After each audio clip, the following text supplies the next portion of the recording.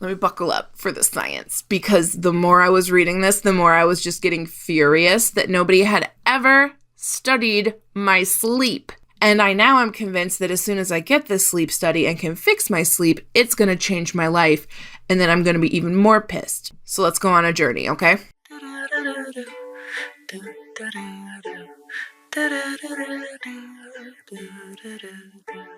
Hey, sunshine. Welcome back to another episode of the Neurodivergent Creative. This episode is brought to you by viewers like you. I'm going to start off with our very first Patreon shout out. So if you missed it, I am adding Patreon, I guess transitioning to a model of building like a monthly support network based on mutual aid as opposed to basing all my income on sales. So what that means is there is no hierarchy. Everybody who signs up to join the Patreon at any tier gets a shout out in the credits and also gets access to a monthly Q&A call with me that will be live streamed on my YouTube channel. So that's super pumped and exciting. Hooray!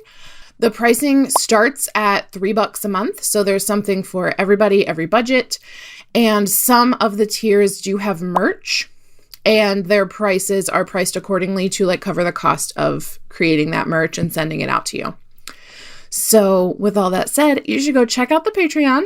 And now to thank the current Patreon supporters, I would love to give a shout out to Amaris Gardner, Jesse Hart, Kitty Garcia, Mara, no last name, Nicholas Salmon, and Samaya Haas. Samaya, if I pronounce that wrong, please tell me. I feel like a teacher being like, I'm going to butcher this, but I feel like Samaya Haas is good.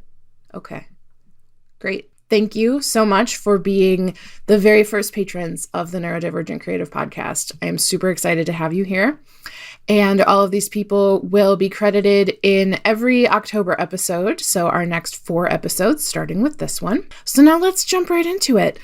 Today's topic is sleep and the fact that ADHD makes sleeping hard.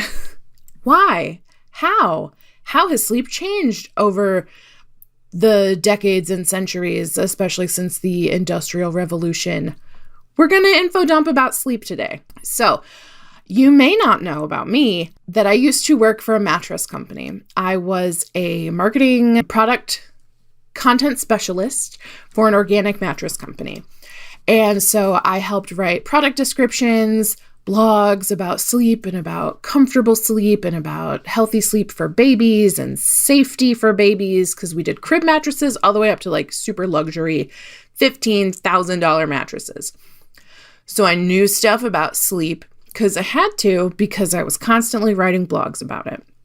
So I know all of the like classic advice on how to have good sleep hygiene, which are things that most of us are not really sticking to. So things like cut back on or eliminate screen time and blue light 1 to 2 hours before bed. Don't eat big, heavy meals before bed. Don't have caffeine after noon or after 4 or after whatever time it is. Don't take naps, which I feel like if you're sleepy, take a nap, whatever. We're going to get into naps. Use white noise, use blackout curtains, like find the correct lighting and noise and temperature for your particular sleep needs. And most important is sticking to a consistent routine. Guess what's really hard when you have ADHD? Building and sticking to a consistent routine. So, hooray! I have so much trouble sleeping. I have insomnia. I will stay up too late and then I'm extra tired the next day, so I sleep in.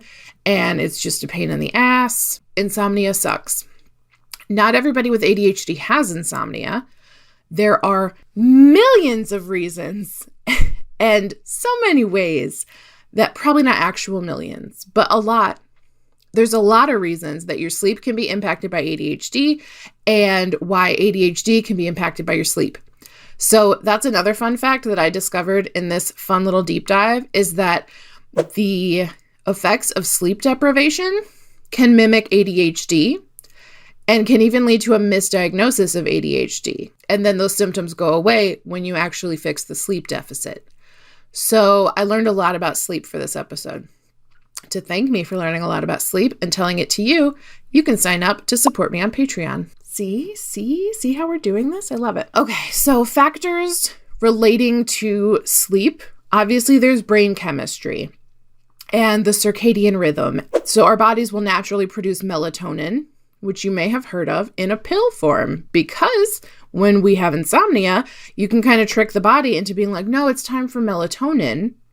You take a melatonin supplement, and then that turns into sleepiness, because our bodies are supposed to produce melatonin with the cues from our circadian rhythm.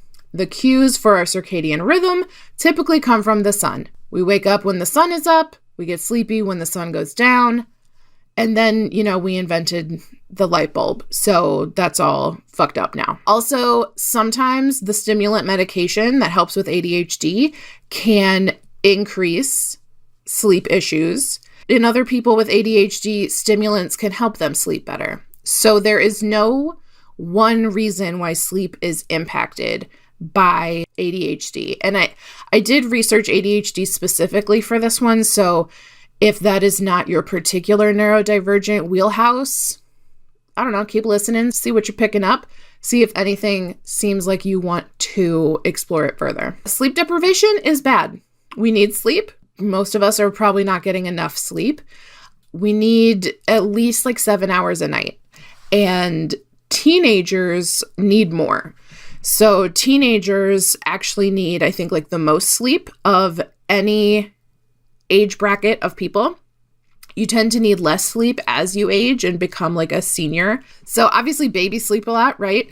And then when you have a toddler, your toddler needs extra naps during the day because they need more sleep than they can get at night.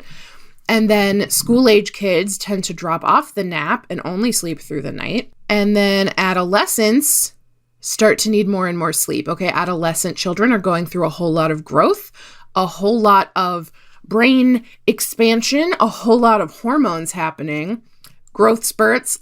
Teenagers need to sleep. They often do not get to sleep because of the pressures and stressors of school and extracurriculars and an after-school job and things like that. So going into this knowing we are chronically under-rested. Good to know, okay? The risks that come from sleep deprivation include an increased risk of heart disease and kidney disease, diabetes, stroke, high blood pressure, depression, and also there's a correlation with obesity, which I don't like to use the term obesity because it's pathologizing a body size, and we don't need to pathologize fat 100% of the time. In fact, fat is really not a medical condition. Go listen to all my anti-fat bias episodes that I have.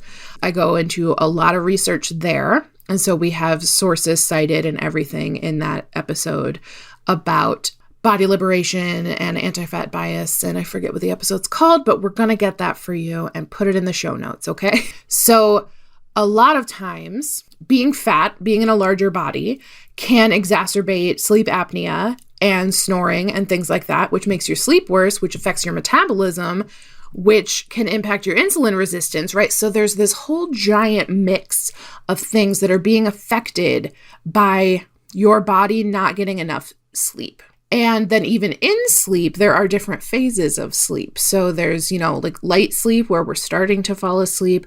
There's deep restless eye movement sleep, REM sleep. Those are the very deep cycles of sleep that are actually restorative and rejuvenating.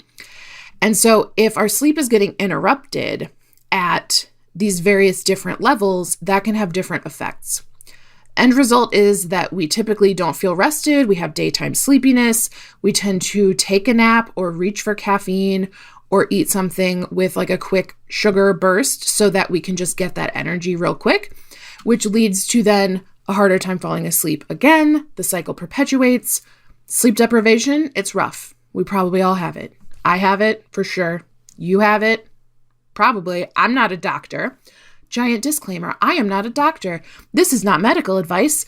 This is stuff from medical journals and articles that I found and that I'm telling you, okay? But I'm not a doctor. Also, higher risk of injury and falling asleep while driving when you are chronically sleep deprived. So if you are super sleepy and you are operating heavy machinery or you work in a kitchen with knives and fires, higher risk of injury. Also, if you are sleepy and you have to drive, higher risk of falling asleep while driving, which can lead to an accident. So not only does a lack of sleep impact us like physically in our bodies and can lead to illness, chronic illness, heart problems, kidney problems, blood pressure problems, like metabolic problems, but there's also a higher risk of just going outside and becoming injured. Like we need sleep. Are you getting that? That's important. The takeaway here is sleeping. Sleeping is good. And then there's also cognitive performance decline, brain fog, trouble remembering things, lower attention span. And now you can see where the ADHD kind of thing comes in. So here is what we're going to be talking about. I have pulled several different articles, all of which will be linked in the show notes for you to deep dive on this. I'm going to infodump autistic love language style at you about these correlations and the connections between sleep deprivation and ADHD and all that good jazz. Okay? Love it. So first of all, from this organization is called CHADD, CHADD, which is children and adults with attention deficit hyperactivity disorder. So children and adults with ADHD. CHADD. We love it. So they have like a little fact sheet that they put out called How Can We Help Children with ADHD Get a Better Night's Sleep? Love it. Straight to the point. I know exactly what this thing's going to be about. From that, I got these delicious little statistics, which is that up to 70% of children with ADHD have trouble falling asleep. That's so many. That is so many kids already. And so like kids with ADHD are already having trouble in school with the focus, with executive functioning, with like paying attention and brain fog and like cognitive stuff. And so adding a sleep deficit on top of that is like extra super rough. That's going to make the symptoms of ADHD worse. That's going to get them put into like an IEP, which is important. You need an IEP. But some of their IEPs may be reflective of their sleep issues rather than their needs as a child with ADHD. So like, I never knew this. I kept reading in all these articles, experts recommend testing for sleep issues before diagnosing with ADHD. And I was like, where? Who? Nobody tested me for sleep issues. I am 36 and just got referred for my very first sleep study. Nobody has ever done a sleep study on me before. And I know that I have trouble sleeping. I have had trouble sleeping most of my life. It is so hard for me to fall asleep. And that is something I have known about myself since I was like a single digits old kid. Next, from Attitude, like ADD, Attitude magazine. And this article is by a medical doctor. So I made sure that they were by like vetted doctors and not just like opinion pieces, right? Because I want to bring you facts. I want to bring you facts and figures. So in this article, which is called ADHD and Sleep Problems, This Is Why You're Always Tired, by Dr. William Dodson. Some of these takeaways here are that sleep disturbances caused by ADHD have been overlooked.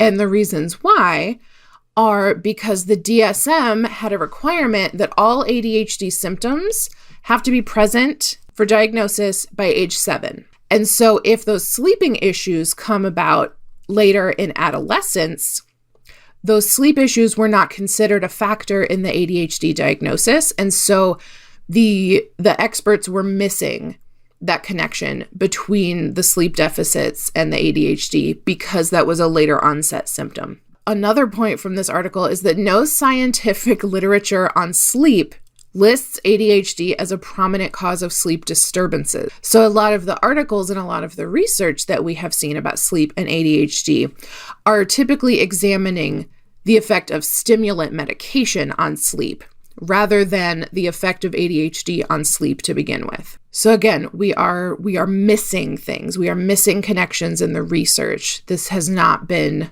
appropriately studied. Let's see. Prior to puberty, 10 to 15% of children with ADHD have trouble getting to sleep. When I saw that, I was like, 10 to 15%? That's not too bad. Apparently, that is double the rate in children who don't have ADHD.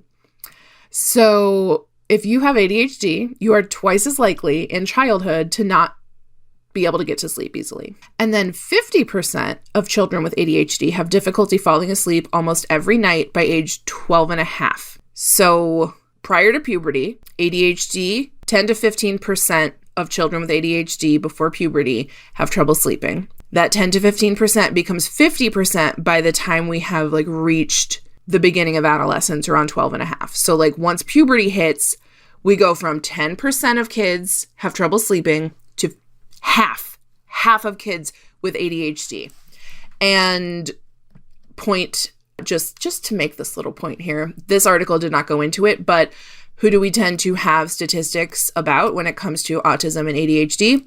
Boys, particularly white Caucasian boys. So it might be even higher than that if we start to consider girls whose diagnosed ADHD flies way under the radar and they get diagnosed way later in life. And then by age 30, over 70% of adults with ADHD report that they spend over an hour at night trying to fall asleep. Oh my God. That is so many people who cannot sleep, right? 70% of adults with ADHD have trouble sleeping. That's too many. We have to explore this. Why are we not exploring this? From the Sleep Foundation, which is a nonprofit organization dedicated to researching sleep and how we can have better sleep. So according to the Sleep Foundation, they have a page just dedicated to ADHD and sleep. Thank you, Sleep Foundation, for making the time for us. So again, we see that beginning at puberty, people with ADHD are more likely to experience shorter sleep time, problems falling asleep and staying asleep. Those are two different problems. And a heightened risk of developing a sleep disorder. So that starts at puberty.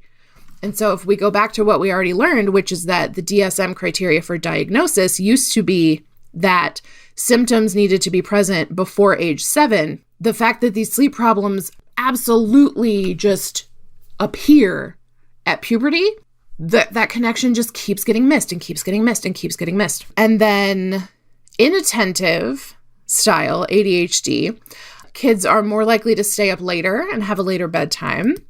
And the hyperactive or impulsive people with ADHD tend to have insomnia. And if you are a lucky duck who has both, then you have both poor sleep quality and you're staying up later and have a later bedtime. Man, that's rough, okay? It's just rough out here. Another article from Attitude Magazine, but this one was originally published in the New York Times by Dr. Vatsal Thakar. He tells a story that several years before he wrote this article, a new patient came in to see him and thought that he had ADHD. So he had all these classic symptoms of ADHD. He's procrastinating, he's forgetful, he's losing things, he can't pay attention consistently. But his symptoms had only started 2 years ago, age 31. So this guy is early 30s and just now started having ADHD symptoms, which is very odd because, as we have learned, most of these symptoms are going to be present before age 7, and that's how we get the diagnosis. So I love how the doctor says this in the article. The presentation of this case was a violation of an important diagnostic criterion. Symptoms must date back to childhood. And so here's something that I love in a doctor, is a doctor who sees this and is like, this is weird. Let's find out what else is happening. Thank you.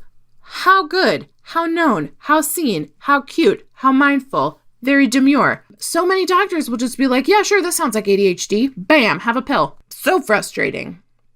So what this doctor did was explored further. And it turns out that these problems started when the patient got a new job that required him to get up at 5 a.m.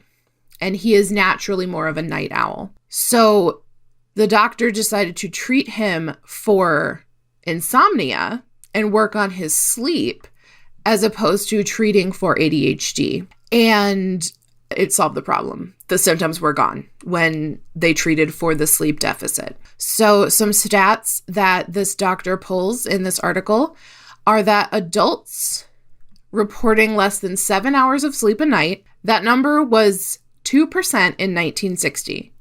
So in 1960, almost every adult was getting 7+ hours of sleep a night. And in 2011, over 35% of adults were getting less than 7 hours of sleep. So we are going from 98% enough sleep to 65% enough sleep.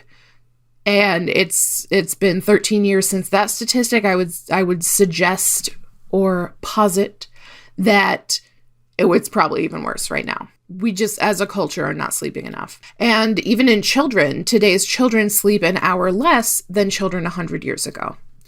So just collectively, as a society, we are not prioritizing sleep. This is causing problems. Health problems, attention problems, all kinds of problems. It's probably also making you just grumpy in general. I'm grumpy when I don't get enough sleep. I bet you're grumpy too. All right, I got a couple more articles for you. I love the articles. When I start going on the deep dive, I just keep going. So there was a study in 2006 published in Pediatrics magazine called Sleep Disordered Breathing, Behavior, and Cognition in Children Before and After Adenotonsillectomy. So what does that mean? That means that they studied a bunch of kids who got their tonsils out to see how it improved their sleep. Let me buckle up for the science, because the more I was reading this, the more I was just getting furious that nobody had ever studied my sleep. And I now am convinced that as soon as I get this sleep study and can fix my sleep, it's going to change my life.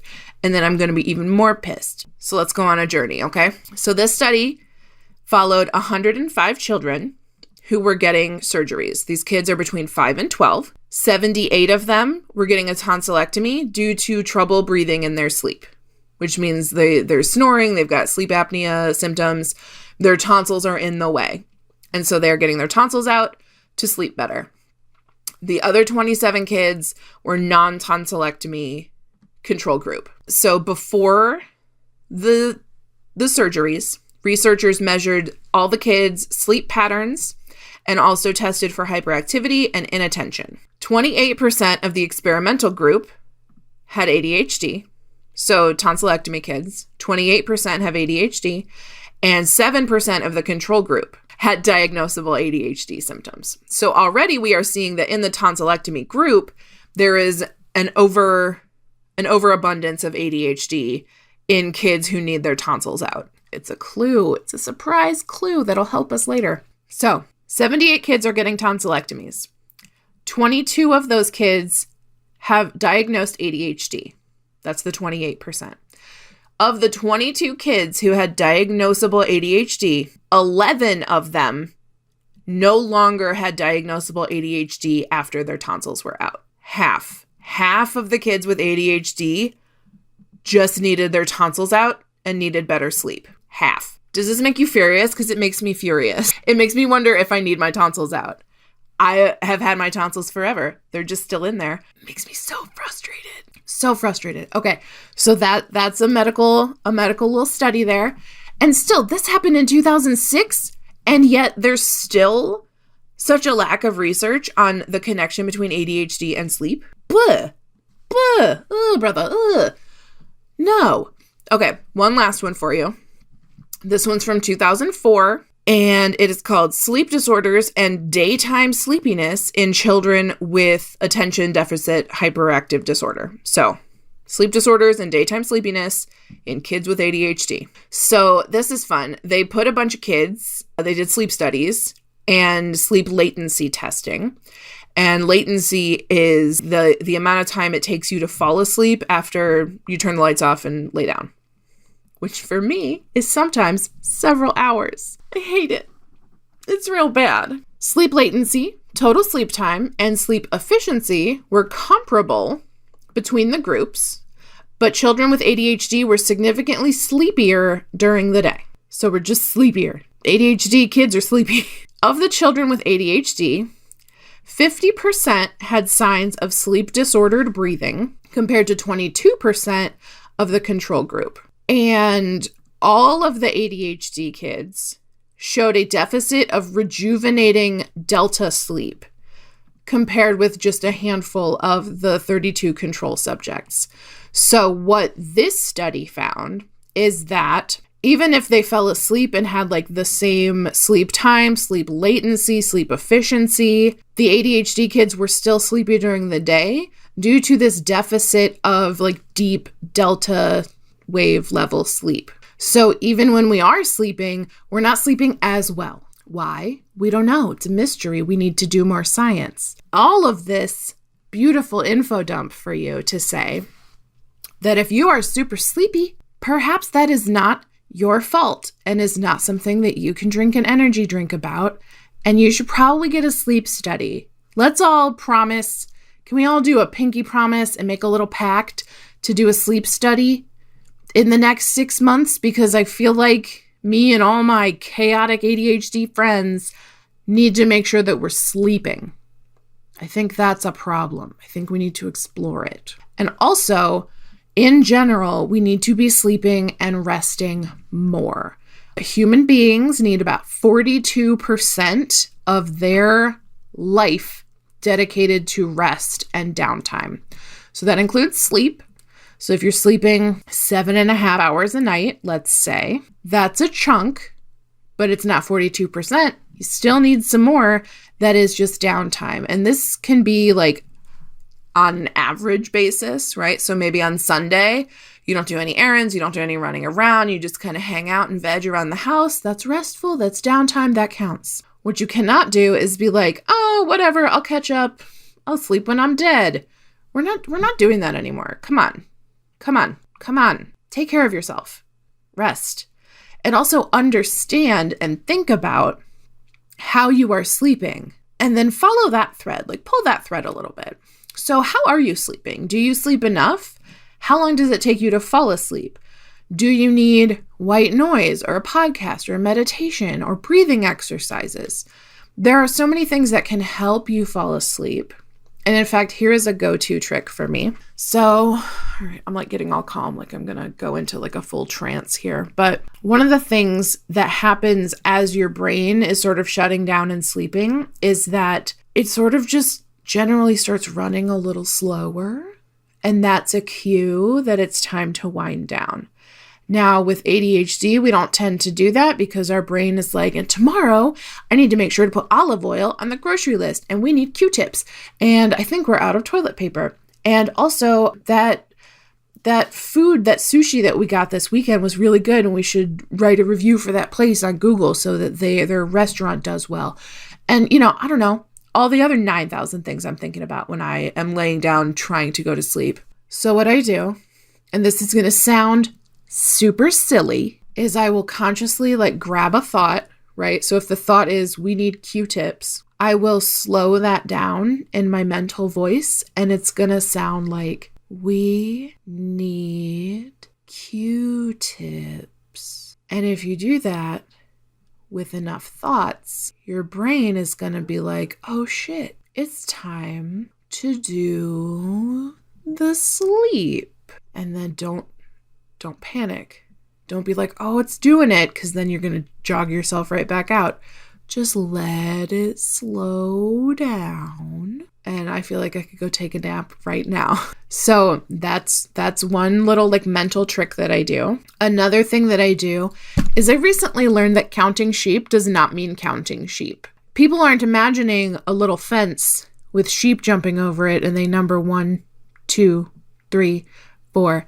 Counting sheep means doing something kind of boring in your brain. So you could like list the states in alphabetical order. Or something that I do is I go through the alphabet and I make myself think of a vegetable that starts with each letter. Except I've done vegetables too many times. And so now I had to like go to a different one. So the other night I was trying to do fish. I was trying to name a fish species for every letter of the alphabet. And I got pretty far. But eventually I just reached a point where my brain was like, fuck this. I'm tired of this. Go to bed. And I fell asleep. And I'm like, great, awesome. I love that. I love giving my brain a problem so that it's busy doing this. And then eventually it's just like, why are we trying to think about fish? And also like, I don't know why I thought I would be able to name that many fish species. I did pretty okay. I'm not going to try and recite them for you now because we would be here all day and I want to let you go. But those are some things that I learned about sleep and ADHD this week. And I just wanted to tell you that if you have trouble sleeping, you are not alone and you should talk to your doctor about it. Really, and don't let them just be like, oh, take some Ambien. This isn't just a take an Ambien problem. This is a sleep study problem. This is a figuring out how deep into sleep you actually get on average and then dealing with that underlying problem and condition because of all of these dangerous effects that a lack of deep, healthy, restorative, rejuvenating sleep can lead to. We don't want that. We want nice sleep. We want good sleep. Not perfect sleep, because that's never going to happen. And also a consistent nighttime routine for ADHD. Like, if you want me to work on that, put it in the comments and I'll work on it. But I make no promises because I can't control what you do. I don't know you like that. And even if I did know you like that, I couldn't make you follow a consistent bedtime routine. Okay, sleep tight. Nighty-night. Good night, moon. I'll talk to you soon. I didn't mean to rhyme, but I love it. And another shout out to our Patreon supporters, Amaris, Jesse, Kitty, Mara, Nicola, and Samaya. Thank you so much for making this episode possible, for supporting my work and the work that I do in the world to bring more autistic and ADHD art and writing to life. I really appreciate you, and I couldn't do it without you. Okay, bye!